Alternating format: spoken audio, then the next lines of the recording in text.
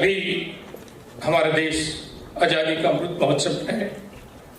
मुझे भी बहुत ही हार्दिक इच्छा भी थी, अभिलाषा भी थी कि जब 15 अगस्त 2022 को भारत के यशस्वी प्रधानमंत्री आदरणीय नरेंद्र मोदी जी जब घोषणा करेंगे, तो जिस प्रकार अन्य धारा हट गई, लग गई, तो अचानक मुझे लाल किले की प्राचीर से सुनने को मिलेगा कि हिंदी राष्ट्रभाषा घोषित हो गया।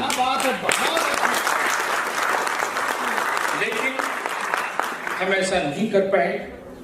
हो सकता है कुछ संवैधानिक व्यवधान हो, लेकिन हिंदी कल भी राष्ट्रभाषा थी और हिंदी कल भी राष्ट्रभाषा होगी। और हम बात करेंगे आज के संदर्भ में। आज के संदर्भ में भारत सरकार के कार्यालय के लोग बैठे हुए हैं। भारत सरकार अथक प्रयास करती है।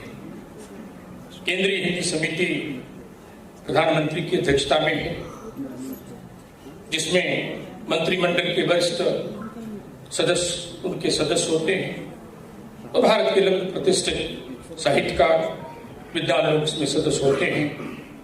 और हिंदी किस प्रकार देश में चले, कार्यालय में चले, उसका प्रारूप तय करती है। उसके बाद केंद्रीय गृह मंत्री की अध्यक्षता में समिति बनी है क्रियान्वयन के लिए, और संसदीय राजभाषा समिति है। कार्यालय के लोग को पता होगा कि संसदीय राजभाषा समिति क्या होती है। उसमें 20 लोकसभा के सदस्य, 10 राज्यसभा के सदस्य होते हैं और ये 30 सदस्य मिलकर 3 उप समितियां में बढ़ती हैं।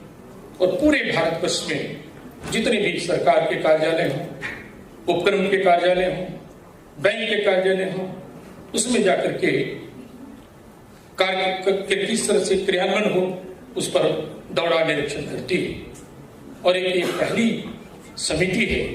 सारी समितियां संसद के प्रति उत्तरदायी होती है और यह समिति सीधे राष्ट्रपति को अपना प्रतिवेदन देती है और वहां से जो अध्यादेश बनकर कानून बनता है, तो उसको मंत्रालय के सलाहकार समिति के सदस्य और भी लागू कराने में, इसके लिए राजभाषा विभाग भी है और बहुत सारे कार्यालयों की अपनी राजभाषा कानून समिति है।